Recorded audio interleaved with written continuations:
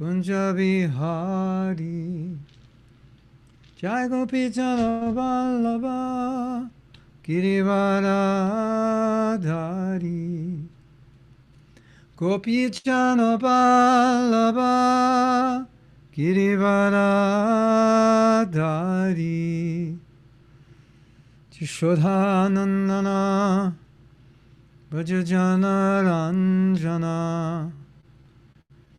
Jishodhanandana Vrajajana Ranjana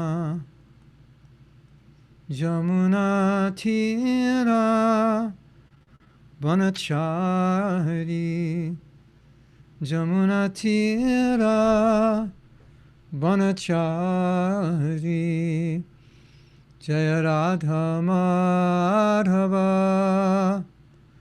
Kunja Bihari Jaya Radha Madhava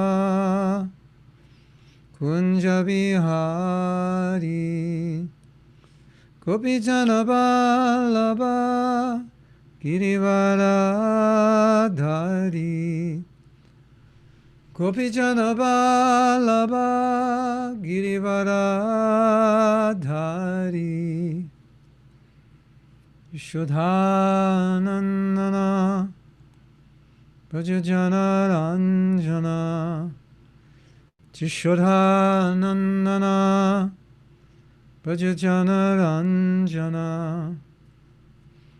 Jamuna Tira Vanachari Jamuna Tira Vanachari Jaya Radha Madhava Kunja Bihari Jaya Radha Madhava Kunja Bihari Jaya Radha Madhava Kunja Bihari Gopi Jana Vallabha Girivaradhari Gopi Jana Vallabha Girivaradhari Yashodanandana Vrajajana Ranjana Yashodanandana Vrajajana Ranjana Yashodanandana Vrajajana Ranjana Yashodanandana Vrajajana Ranjana Jamuna Tira Vanachari Jamuna Tira Vanachari Hey Radha Madhava Kunja Bihari Jaya Radha Madhava Kunja Bihari Jai Radha Madhava Kunja Bihari Jai Radha Madhava Kunja Bihari Srila Prabhupada ki jai Shri Krishna Janmastami ki jai Hare Gaur Krishna. Bhaktivinoda ki jai Jai Gaur Premanandi Hari Hari Bol. You wanna go on the next Yes. one? Hare Krishna. Devotees, thank you for joining today for our special Sunday feast lecture. 2 days from now, we'll be celebrating Krishna Janmastami. So we thought, what would be the better topic than preparing our consciousness for this up and coming festival, most important festival, Sri Krishna Janmastami. So we have requested Mahatma Prabhu to speak on this topic. Mahatma Das has been serving ISKCON since 1969. He received first and second initiation in 1970 in Los Angeles, California. He has served as temple president and Sankirtan leader in several temples and has been involved in congregational development and college preaching. He was a co-director of the Vihi, Krishna Fest, and Bhagavad Life. He now focuses on designing and conducting professionally organized workshops and retreats, both live and online, to assist devotees and non-devotees in their spiritual growth through his company Sattva. Don't knock on the door. He also counsels devotees and non-devotees, travels half year and writes books. He posts a daily video on Facebook. He accepted the service of initiating spiritual master in 2013. Mahatma Das is well known for his beautiful bhajans and kirtans, both live and recorded, especially for his recording of the Brahma Samhita, and is most appreciated for helping devotees practically apply Krishna consciousness in their lives. He presently resides in both Alachua, Florida, and Mayapur, India, with his wife Janwa and their daughter Shama Mandali. He does several online courses weekly on Facebook, and these courses are housed on his YouTube channel and SoundCloud. So let's welcome, on behalf of ISKCON Boston, His Grace Mahatma Prabhu, by loudly chanting Haribo, Haribo. This is the first time we have His Grace Mahatma Prabhu. We are indeed very honored and blessed to have you, Mahatma Prabhu, for our Sunday feast class. Nice to be here. I was only at the Boston Temple once in my life, and that was in 1986. Oh. So I spent most of my time on the West Coast. So this will be a historic lecture. Yeah, then. this is like I never was, I wasn't, my service during Prabhupada's time was on the West Coast. And and then after I spent a little time outside the country. Then I came back to the West Coast, and then I came back to Dallas. Then I came here, and my wife's from New York. So Boston somehow or other, Massachusetts, I'm not known there so much because I never go there. But anyway, now that I'm here. Yeah. Please put now Boston on your map, Prabhu, please.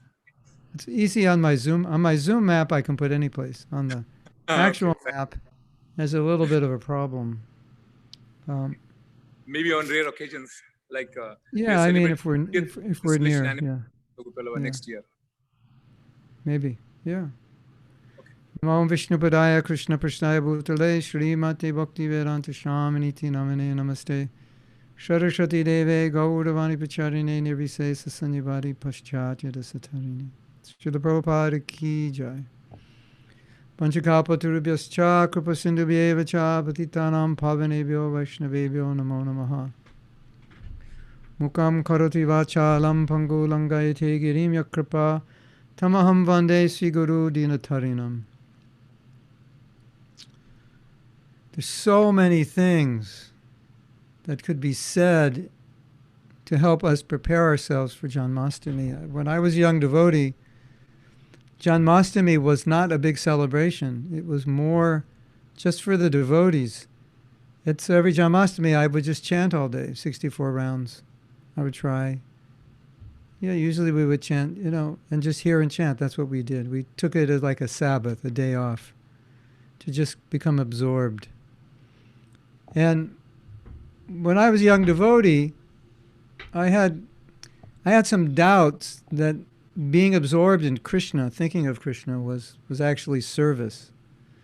It was actually something we should be doing, as opposed to just working very hard and doing a lot of service for Krishna. And I thought, maybe thinking of Krishna it's not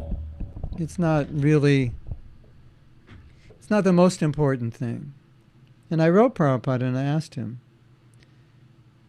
And as you all know, Prabhupada was so adamant about spreading Krishna consciousness, opening temples, farms, restaurants, so forth, schools, and making the world Krishna conscious. At the same time, when someone became a devotee, he was very concerned that they remain a devotee. So he said the whole purpose of everything we're doing is to be absorbed in thoughts of Krishna. That was kind of, at that time when I wrote him, I was 20 years old. And so always thinking of Krishna seemed impossible. And I didn't really think that was the goal of Krishna consciousness. I thought the goal was to spread it. And Prabhupada, of course that goal is there also, but Prabhupada said, absorbed in thoughts of Krishna. There's a difference between thinking of Krishna and absorbed in thoughts of Krishna. And then when I reflect on this word absorbed in thoughts of Krishna, it's interesting. Because the nature of the mind is that it gets absorbed in thoughts. And you can think about something deeply. It's natural, that's what the mind does. You're interested in something, you want to read everything about it, discuss it with anyone you can. You get a new product, or you're thinking about a product, you get very absorbed in learning about it, then you get the product, you get very absorbed in using it, thinking about it, isn't it? So that's the nature of the mind. Or there's some philosophical point you're trying to understand and discussing with different devotees, going back and forth in your mind. What does it mean? Does it mean this? But Prabhupada said that. But this Maharaj said this. And then it's very easy to get absorbed. So Prabhupada said get absorbed in thinking of Krishna. That's the nature of the mind. So that was always my feeling on Janmastami or Gaur Purnima or any of the holidays, the bigger holidays, that we should be absorbed. That's the day we should be absorbed in Krishna consciousness, nothing else. Now, if you have to work, if you can get off, that's better. If you can happen to get sick on Tuesday morning all of a sudden and call in sick, it's just, Janmastami, it shouldn't be a day that's normal, like every other day, that we just do our normal business. It really should be a day to become more absorbed in Krishna consciousness. And in our busy lives, that's not always easy. When we go to the Dham, we go on parikrama, we're very happy because we're very absorbed in Krishna, isn't it? So, at least on Janmastami, that should be our goal. More hearing, more chanting, more reading, more classes, more discussion. And because Krishna's unlimitedly vast, there's so many ways to get absorbed in thinking of him. And now, we would naturally think we should be absorbed in thinking of him, about his birth. But his birth, thank you. Thank you. But his birth, his activities, it's all absolute. So everything is good. Now, if we look at what Krishna does when he comes here, obviously one thing he comes to do is teach. That's done primarily through Bhagavad Gita. But he also comes to attract.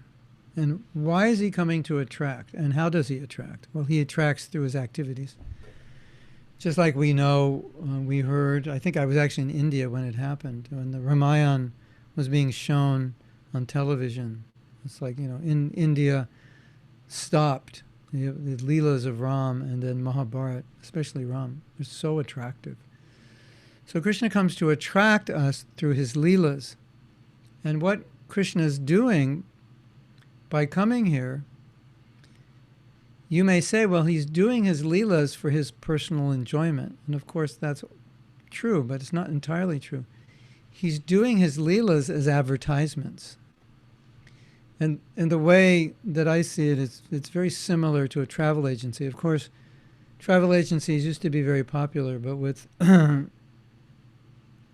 social media now, you generally don't need a travel agent. You can do most of it yourself. But I don't know. I mean, I don't travel with a travel agent, but in the days we would use travel agents. You would go to the travel agency and you'd be thinking of taking a vacation, and they would have different pamphlets about different places you could go. Excuse me, different countries you could go.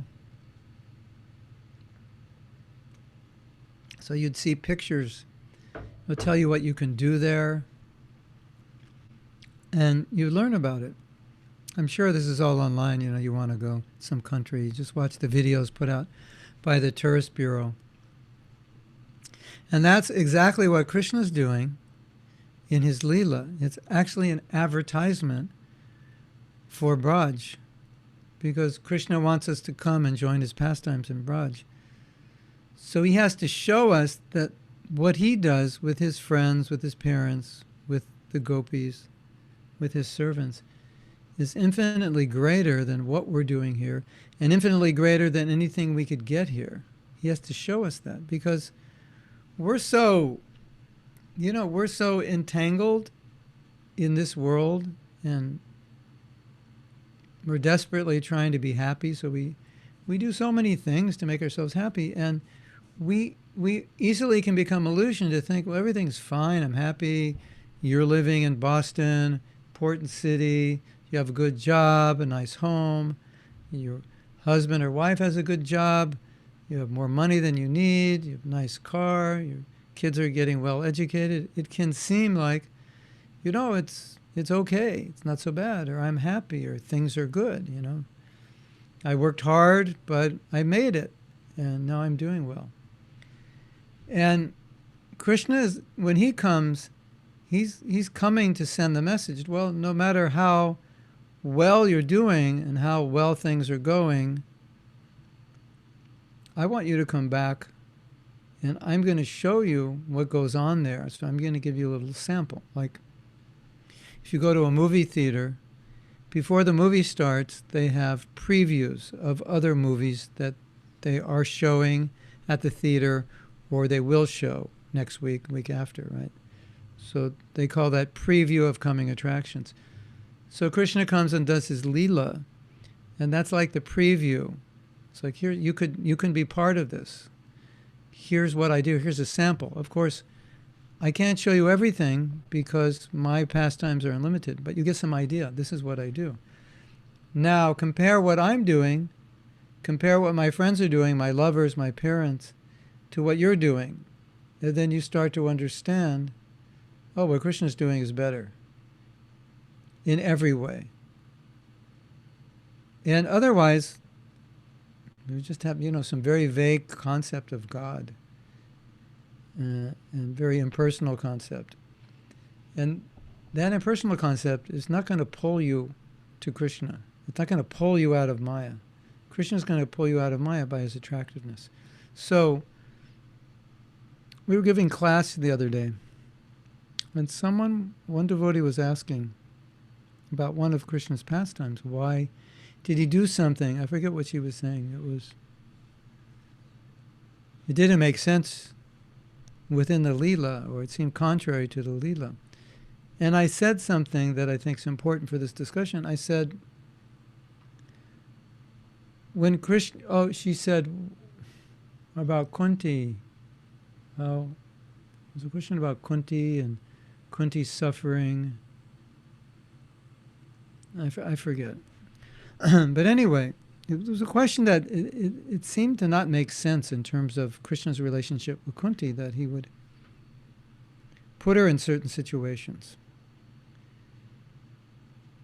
So I was saying, amongst other things, one of the things I was saying is that when Krishna does his Leelas, he knows that we're going to be watching the Leelas. And so when he does the Leelas, partially he does them knowing that we're watching, and so that certain things will happen which are instructive to us through the Leela. Certain things will happen which are attractive to us through the Leela. So it's not just him doing his Leela with his devotees, but obviously he's very conscious. All of these Leelas are going to be recorded. He knows that, right? All of these Leelas are going to be known to whoever reads the Bhagavatam, the Ramayana, the Mahabharata. And all these Leelas have messages, or they have power in attracting us to Krishna. So he knows what he's doing. He's very aware of that. So when we think of Janmastami, I think one thing we should think of is We left Krishna, and Krishna's coming with his big net to fish us up and bring us back. And the way he fishes us up, or fishes us back, is not only through his instruction, but it's through his pastimes to attract us back. And so I think that's a good place to start in our preparation for Janmastami. Now, there can be a little bit of guilt, or a lot of guilt surrounding that I left Krishna. It's a bad feeling if you think about it. It doesn't make you feel good. That it doesn't make us feel good that we could have left Krishna. And just thinking about it it kind of makes you want to disappear, doesn't it? That I turned my back on Krishna and now I'm in this world. The most loving person, the person I have an eternal relationship with, my eternal friend, I turn my back on him. That's a very difficult thought to bear within our heart, and a difficult emotion. But in spite of that, Krishna is missing us. And proof that he's missing us and proof that he wants us to come back is that he comes here. Now, I know a lot of us feel like, well, maybe I don't deserve to go back, or I wouldn't understand. I wouldn't understand why Krishna would care, because I'm such a bad person. But we can't look at it materially. We can't look at it from our perspective, like logical perspective, like why. It's kind of like we're saying, well, if someone did that to me, I wouldn't love them. Of course, Krishna's not like us, so we can't say that. But sometimes we think like that. With our logical mind, we're trying to think, why would Krishna love me? I've turned my back on him for millions of lifetimes. And maybe it's not something we can perfectly understand. And maybe we don't have to understand much more than the fact that he loves us and he wants us back. And so we've been running away from him for a long time. And Prabhupada says he wants us back more than we want to go. And Prabhupada said, you may have heard, we take one step to him, he takes 10 to us. Sometimes devotees say 100. I'm not sure if it's 100. Definitely at least 10. So then Prabhupada said, Krishna is more anxious for us to go back to Godhead than we are to go back to Godhead. And so we have to see, we want to see things through Krishna's perspective. And oftentimes we don't. We tend to see things through our perspective. That's normal, that's natural. But we need to see it through Krishna's perspective, because that's reality. So sometimes devotees say, why would Krishna love me? Sometimes devotees even say, I don't think Krishna loves me.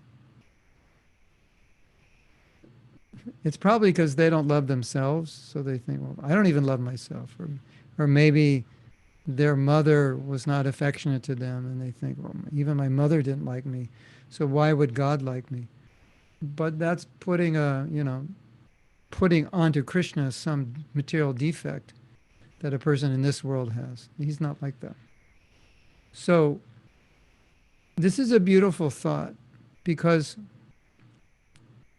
I may not want to do something, but if I know someone who loves me wants me to do it, and is willing to help me do it, and is pushing me to do it, and is rooting for me to do it, and is really behind me, it's easier to do, isn't it? So how strong is your desire to be Krishna conscious? How strong is your desire to go back to Godhead? Not as strong as Krishna's desire for you. So on Janmastami, it's nice to meditate on, okay, Krishna's coming. Who's he coming for? He's coming for you. He's coming for me. Krishna's playing his flute. He's standing on your altar. Who's he playing the flute for? Not for Radharani. He's not calling her. She's next to him. He's playing the flute for us. He's calling us. Every time you see Krishna on the altar with the flute, think, or it's nice to think, he's calling me to his leelas. And what am I doing? I'm thinking about so many things that may not be related to his leelas, right? I'm thinking, I have to do this, I have to do that, I have to go here, I have to go there, I have to achieve this. And Krishna's saying, come play with me. This is all not that important. So that is a beautiful meditation. And he's come, he's playing on his flute, he's calling us. He wants us more than we want ourselves. We have a tendency to turn our back on Krishna. We have a tendency to face Maya. So many verses about this. That we turn away from the person who loves us, and we turn towards the person who doesn't love us, Maya, and we suffer. So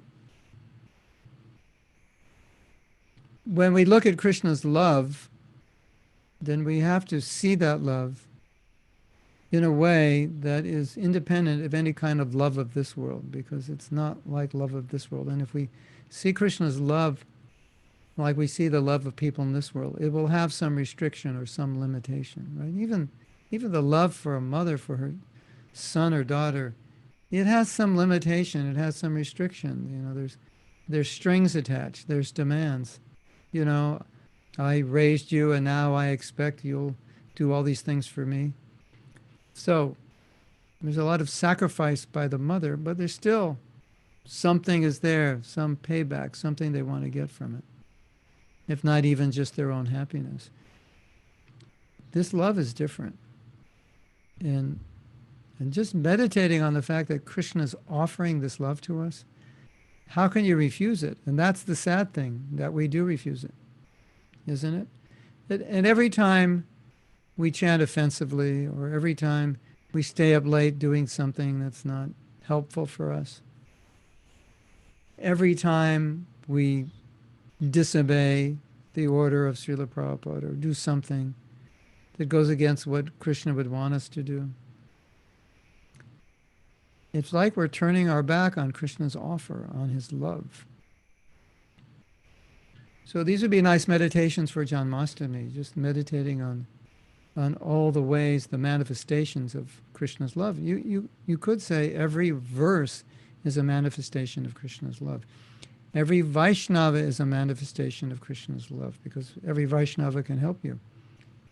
What to speak of Srila Prabhupada? He is the amazing manifestation of Krishna's love. The Bhagavatam, which embodies all Krishna's leelas. Maybe not all, but embodies Krishna's leela. That's a manifestation of love. The deities.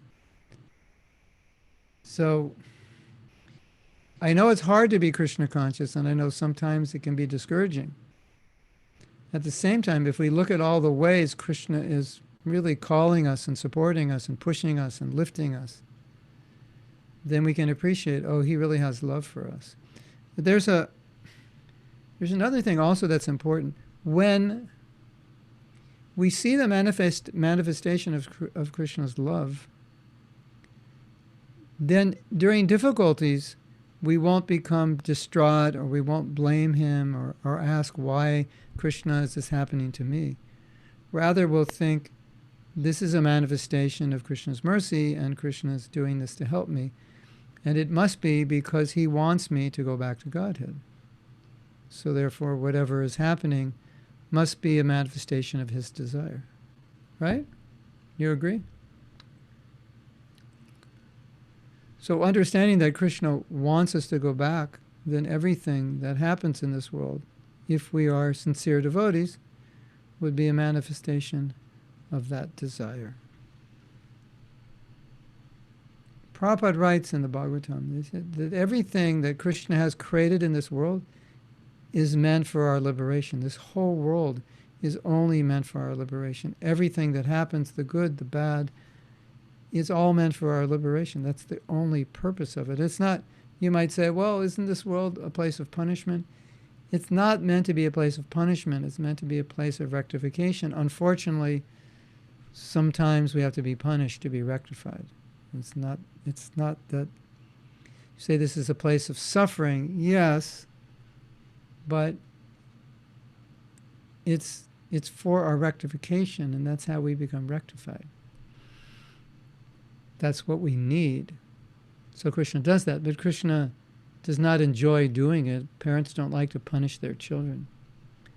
But he does it. And therefore, we are meant to see that everything that happens in our lives, the lives of other devotees, ultimately, it's a manifestation of Krishna's love and affection. And if you can see Krishna's love and affection in anything and everything, then to you'll be fine. You may lose a friend, you may lose a relative, you may go through difficulties, health-wise, financial, whatever. And if you see everything as Krishna's love pushing you closer to him, you will, rather than suffer, you will take it as mercy.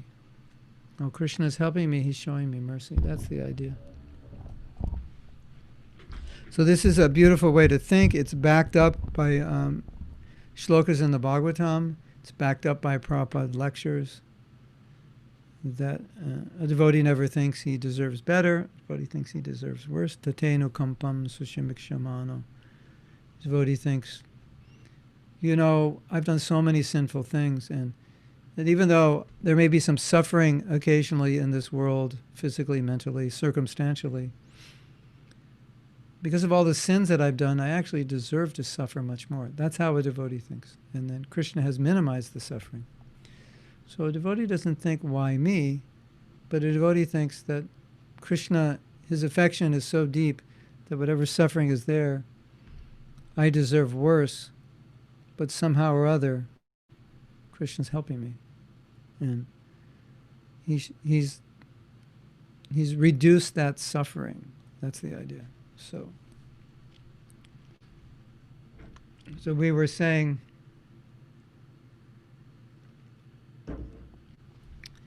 you can count all the ways that you can see Krishna's love, how it comes to you. We started out by saying through the Leela it's coming, because the Leela is the main way he's trying to pull us out of this world. But if you look to see the manifestation of Krishna's love, you'll start seeing it everywhere. Of course, we say, oh, prasadam.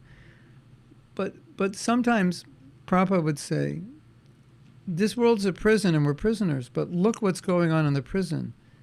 There's so many varieties of food, so many varieties of flowers. There's so much comfort. There's so many things, and we're the prisoners. Look how Krishna is providing for the prisoners. What to speak of his pure devotees. So in this world, Krishna is loving everybody. He's supplying them so much. And they're turning their back on him. It's another manifestation of Krishna's love. Isn't it interesting? Yes? So if you open your eyes a little more with this idea, how can I find Krishna's love? Where can I see it? How is it manifesting? You will see it in so many places. When I think of the disciplic succession, I think so many great devotees descended on this planet for us. Just amazing devotees. And why did they descend? Because for us to develop love for Krishna, we need the association of great acharyas, pure devotees. So especially at the time of Mahaprabhu and after, in order to bless us, so many great devotees came. And so when I think the Goswamis and then Lokanath, Narottam Das Thakur, you just go down the list. Bhaktivinoda, Vishwanath Chakravarti Thakur, Baladev Vidyabhushan, you go down the modern times, Bhaktivinoda Thakur, Srila Bhaktisiddhanta Saraswati Thakur, Srila Prabhupada. You just think, how much love must Krishna have for us to send these great acharyas? Isn't it? You agree? Have you ever thought like that before? And Mahaprabhu, so many associates, and they performed so many leelas. In those leelas, they did so many amazing things just to attract us. How much love does Mahaprabhu have that he just kind of bring his intimate associates in this world and say, okay, here, this is what we do in the spiritual world. And these associates, by their association, by hearing from them, you can become Krishna conscious. That's what he's doing. So I think that's one of the, a huge manifestation of his mercy, which then culminated in Prabhupada's coming here, which probably was the greatest manifestation of Krishna's mercy since Lord Chaitanya, practically speaking. You agree? So, if you ever say Krishna doesn't love me, you have no evidence to prove that. But you have all the evidence to prove that it's true. And Krishna would not appreciate it if you say, Krishna doesn't love me, or I don't know why he would love me. He doesn't appreciate it because he's showing his love. So to say Krishna doesn't love me after he showed you all that love, not good. Don't say that. Rather see that love, appreciate it, look for it, see it manifest.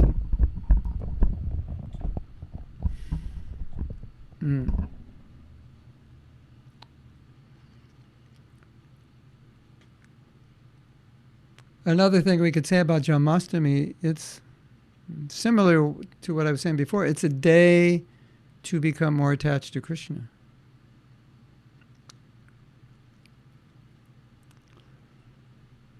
It's a day of reflection. You can have it as a day of reflection. Okay, what happened in the last year since last Janmastami? Am I doing better? Am I doing worse? What have I learned? What have I not learned? It's a opportunity for reflection. How is my spiritual life doing? Another year has come and gone. How am I doing? If I'm not doing better, why? If I'm not doing better, what can I do? So these days are good days for reflection. And I think especially now with the lockdown, that most of us are going to have more time for reflection. Most of us are going to have more time for hearing, chanting. Because normally we're engaged in putting on these big Janmastami festivals, and they're not going to be so big, and there's not going to be so much going on. Right? So it's a good time to appreciate, to look. How am I becoming attached to Krishna? How did I do this year? How to become attached to Krishna? How can I become more attached to Krishna? These kinds of meditations are beautiful. And what happens on Janmastami, or what happens on any holiday, is that there's special mercy. There's special mercy in the air. It's a very auspicious day. And therefore, whatever it is you contemplate, whatever it is you want to achieve, it's much easier on Janmastami. It's kind of like being in the Dham when you're on Janmastami. You know how easy it is, or how easy it is to be Krishna conscious in the Dham? Well, Janmastami is like that. It's like the astrological influence that's over the Dham. And on Janmastami, Gorpranim, Prabhupada's appearance, and so forth. It's very similar. It's very, very transcendental. So, extra hearing, extra chanting, anything, extra absorption, anything you can do on Janmastami, it's going to be more powerful. So, I can stop for a while if anyone has any questions, because there may be other topics about Janmastami you want me to discuss, or you may have some questions about your spiritual life or philosophical questions. So why don't we just take a minute and see if anyone has any questions yet.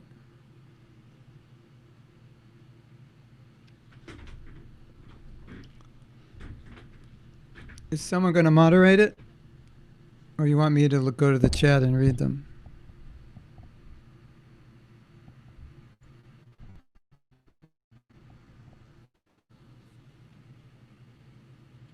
Yeah, if whoever wants to ask questions, they can either type the questions and they can ask, or they can unmute and ask the questions. Okay. So Kaushik has a question. Kaushik, can you put your video on and I can see you when I answer the question? I'll get more inspired. I'm very sorry, Prabhu. My situation is such a way that I'm not able to access my camera. I'm Oh, very okay. sorry. Forgiven this time.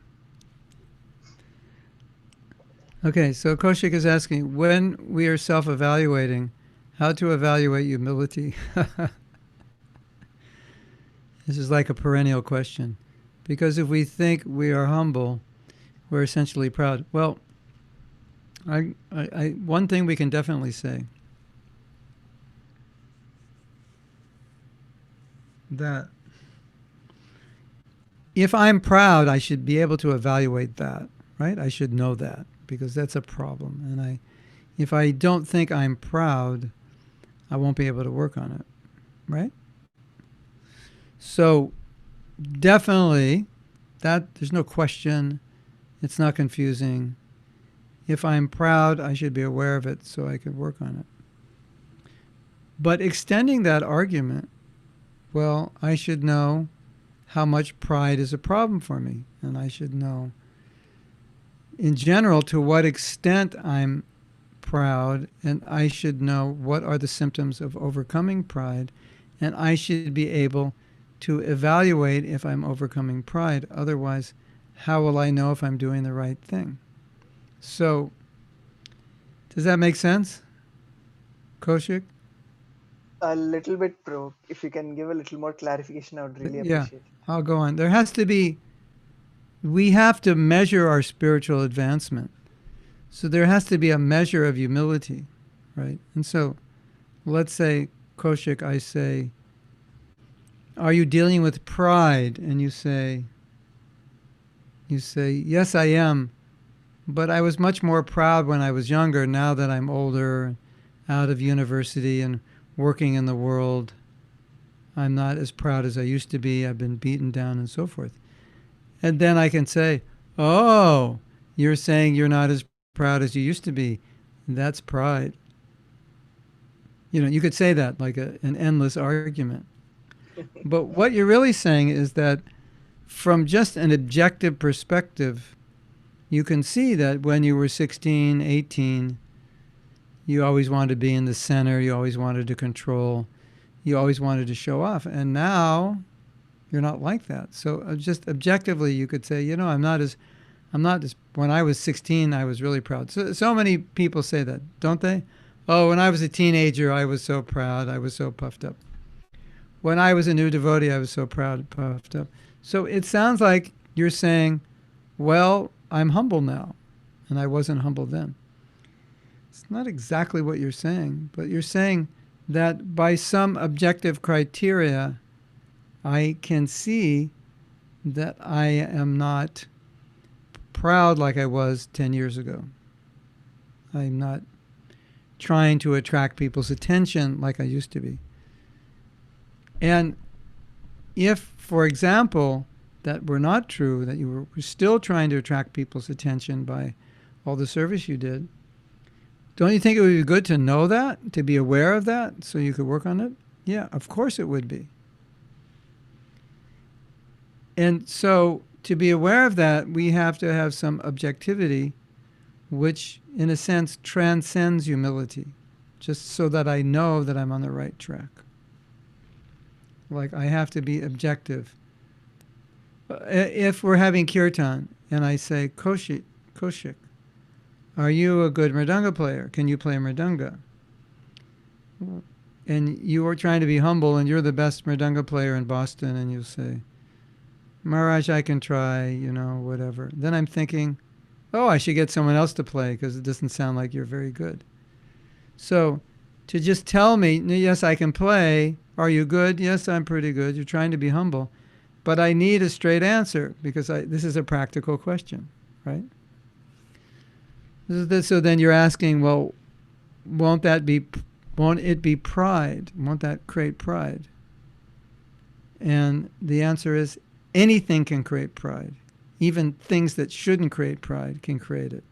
Isn't it? You buy a new kurta and you walk in the temple and you're thinking, oh, I'm better than everyone. I have a better kurta. Any stupid thing can make us proud. And on the opposite end of that is you could have the greatest reputation in the world. You could have the largest amount of wealth in the world, and you could be humble. It's possible. So it's not so much the situation, but it's the person. So if you maintain a humble attitude, then you can evaluate, is my pride declining? You could evaluate that in a humble way without becoming proud, because I need to know that. I need to be able to conquer my pride, and I need to know that I'm conquering it. So that's a more objective, practical answer to your question. If you want to take it to a little higher, or maybe not higher, but more philosophical, esoteric level, then you could say yes. If I think I'm becoming humble, I must be becoming proud. But I'm saying it's not necessarily true, because there has to be some way to measure that, because we need to become more humble. So how do I measure it? Oh, today on the humble chart, I was at a 2. That's very good. Yesterday I was at a 4. I'm doing better today. Who's going to evaluate it? We have to evaluate ourselves. We have to know. You say something to someone, you have to know, is what I said, was that a manifestation of my ego? Or did I say the right thing? You have to know, right? You have to know the problem so you can conquer it. Does that make sense, Kaushik? Yes, bro. Thank you so much, bro. It gives me a lot more clarity. I'm proud to be humble.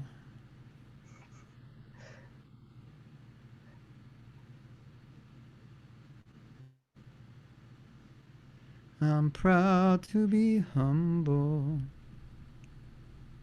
We're making a t-shirt that says that. I'm proud to be humble.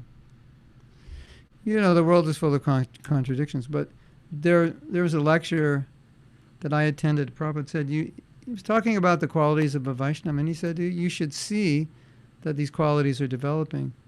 And so what did he mean by that? He said, well, you should see that you're practicing, you're advancing, and you're more controlled, you're kinder, you're cleaner, you're more tolerant, and so forth. He said you should see that these things are going on. So you could say the same thing. You could say, I feel like I'm more tolerant now than I was when I was a young devotee. And then someone says, Prabhu, you're proud, because if you were humble, you wouldn't say that. But I don't think necessarily that has to be a sign of pride. It may be a sign that I'm working on myself and I'm keeping score. So I see how I'm doing. I need to know how I'm doing, right?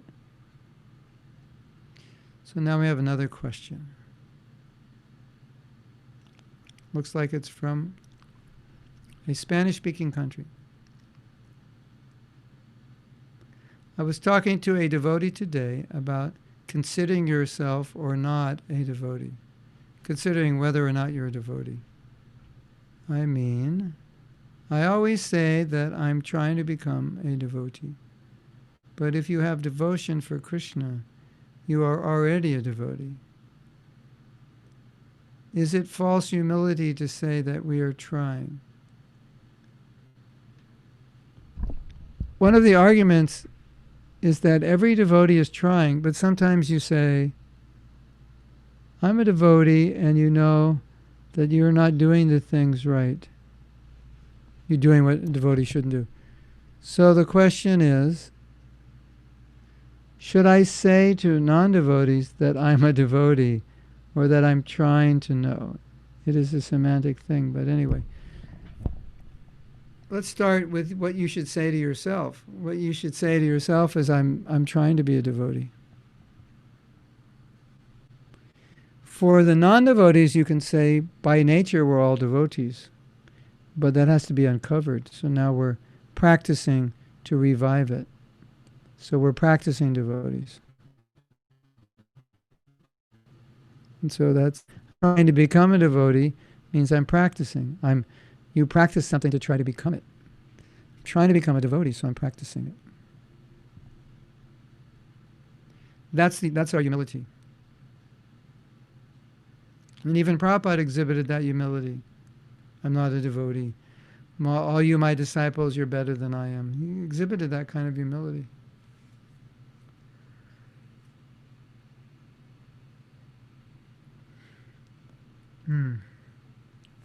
But Gopinath should not be artificial. That's the worst thing. I'm walking around thinking, I'm not a devotee. Everyone's a devotee. And inside I think, I'm probably the best devotee here. So, it's better, don't think anything in that area if you're going to think like that, because that's worse.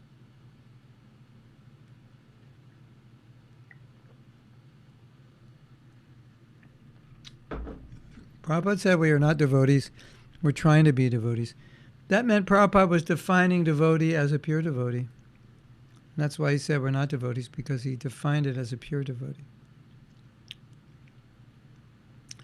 So if we're defining devotee as one who is Krishna conscious 24/7, one who has prema, then yes, we're trying to be devotees. If we define it philosophically, yes, philosophically speaking, everyone's a devotee, even the ones who are not practicing Krishna consciousness. They're also devotees.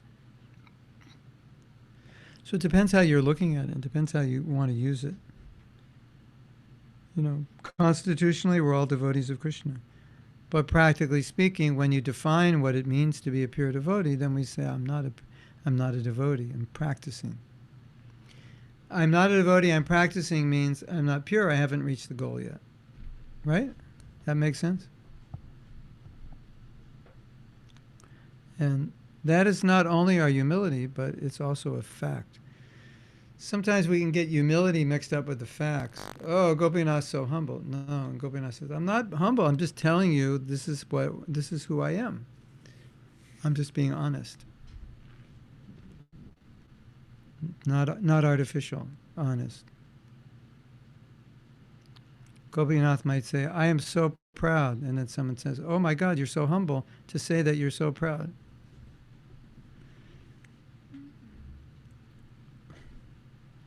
But Gopinath actually means it. He said, no, I know I'm proud. I am proud. That's how I feel. That's how I act. I know that. So then the more you advance in Krishna consciousness, then the more you feel low.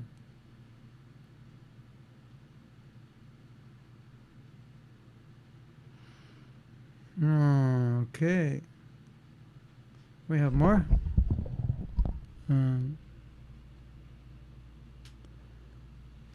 Omkar Pradhan says, thank you for the wonderful talk. How do we measure the quality of chanting over years? How do we understand that we are making progress in chanting? You like to chant? You find it difficult to stop chanting? You know you're not making progress when you don't want to chant, when it's hard to chant, when you put it off, do it later, I don't like it, get it done. That's all. Simple answer, right? Only took me 50 years to be able to answer that in 3 sentences. That's the value of age. You can answer what seem to be difficult questions in a few sentences.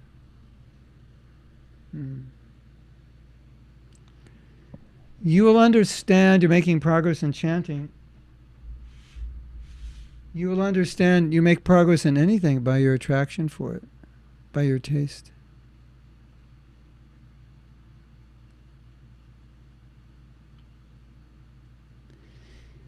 By your detachment. Prabhupada also said, you'll understand by your detachment. If I'm too materially attached, I'm just accumulating so many things I don't need, I'm accumulating positions for no other reason than just having positions. I'm accumulating more wealth than I need. I'm wasting my time. that's a sign that your chanting is bad. That you can measure the quality of your chanting by your material attachments. Not initially when you become a devotee, but after you've been a devotee a while, you can measure by your material attachments. You can measure by your happiness, your enthusiasm, your energy, all these things. If you are chanting properly, there'll be certain things that go along with it, and certain bad things it will destroy.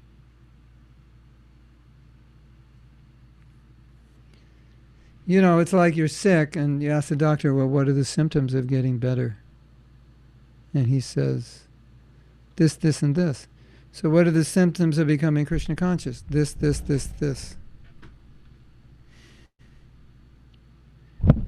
If those symptoms aren't there, you have problems. That means either you're not executing the process properly, or you're just not doing it enough.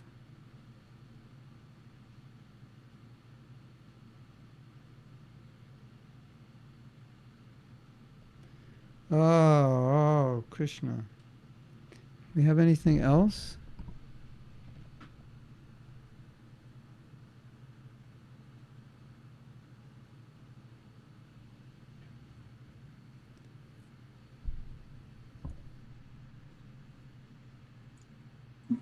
We have only 2 minutes left. Anyone wants to ask any question?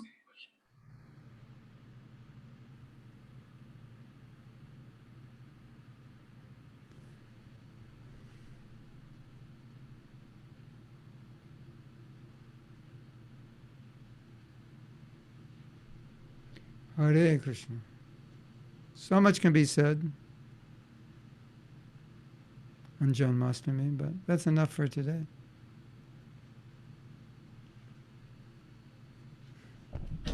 Omkar Prabhu has extended his question. He's asking, sometimes I fear that after chanting for many years, I may not develop attraction for chanting. How do we chant with quality every day?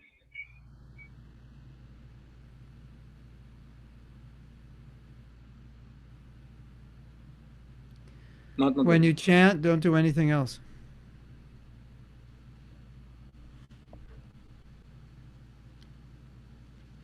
This has to be off. Switch this off, switch your mind off, switch all the light switches in your life off, and chant. That's very important. The problem with many of us is we have this on when we're chanting, we have this on when we're chanting, we have our whole life going on while we're chanting. And you're not going to chant good rounds like that. You have to, if you can just turn your life off, your quality of your rounds will go up at least 500% immediately. You don't have to do any. I could tell you 20 things you could do to improve your japa. In fact, we have a japa affirmation book, which you can download from Amazon. If you don't have it, it's really helpful. I think it's only $3 or $4 or something like that. $5 for the hardbound and $3 or $4 for the digital. It's really, really helpful. But if you don't isolate yourself from the world and your mind and your phone while you're chanting, you can't really do those practices well. It's too much interference. It's like the radio, the TV, there's interference. So you have to be in an interference-free zone when you chant. And it's just amazing if you all try this. If somehow or other you can just stop your life while you chant, you will notice, like, you'll say, I never chanted like this before. Just doing that. And what a lot of you are doing is you're chanting and you're trying to control your mind, but your life is active. You know, it's like your wife's talking to you and you're thinking about what you have to do in your business. You come home and there's a project and you have to finish it at night, and she's telling you the kids this and this and that, and your mind is just absorbed in what you're doing. It doesn't work. If you just stop thinking about your work, you can listen. As long as you're thinking about it, focus. right? So it's the same way. It's like you're talking to a person. Just stop everything else. Give that person attention, and then it's very easy to hear. But you're trying to give attention while you're still absorbed in your life, and you're constantly trying to pull your mind away from thinking about everything you have to do. And the reason you're thinking about everything you have to do is because you've given your mind permission to do that. You haven't told your mind, we're chanting, so let's just chant. When I chant, I chant. That's your mantra. When I chant, I chant. For some people, when I chant, I Facebook. When I chant, I daydream. When I chant, I plan. When I chant, I think about my business. When I chant, I think about what I'll do in the day. No, when I chant, I chant. That's what you do. Simple, but it makes a huge difference. Is that okay? Good? Yes, Prajit. Thank you so much. TK? Yes. TK. Okay, so I can't stay for the kirtan. Can someone else do the kirtan? Okay, I said, yeah. This room is very hot, and it's like I'm sitting here sweating and falling asleep, and I have somebody here. I didn't think I was going to do the kirtan. I have somebody here that needs to meet me. So if someone else can do the kirtan, that would be good. And then I can just leave and you can continue the program. Is that okay? Yeah, that's fine. Okay. So it was nice seeing all of you, or at least seeing your names.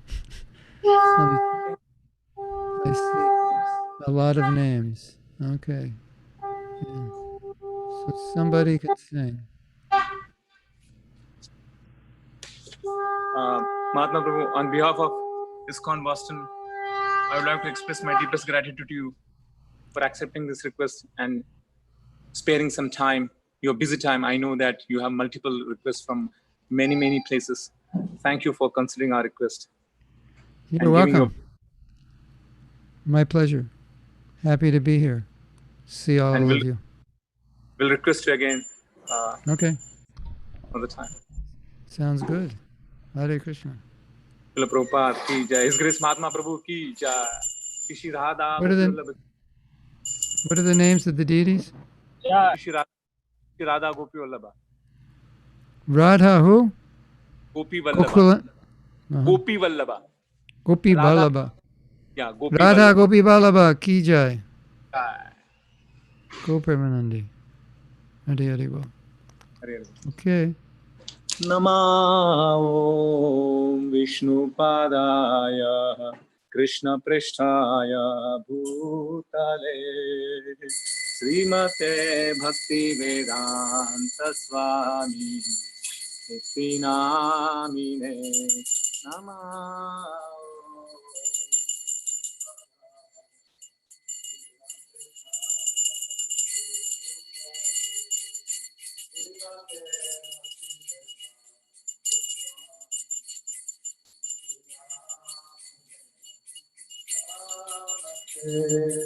Saraswati